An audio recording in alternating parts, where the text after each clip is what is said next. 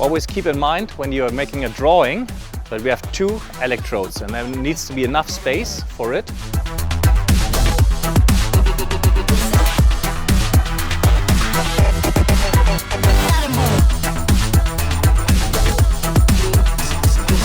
I've really enjoyed this experience. I've learned loads about all the computerisation and about the special luminaire paint that's coming out that I had no idea about, so it's been really exciting.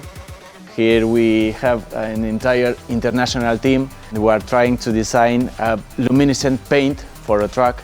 So I think that if you found this truck on highway, on your trips, you will be amazed by this truck. I've created a big lightning bolt across the side and Annie, SR, is helping me design it and bring it to life.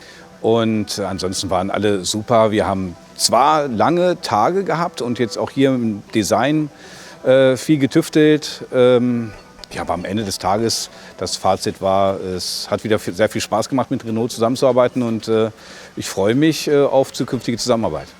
Electric paint, electric truck. What is better to do than something like that or fits together?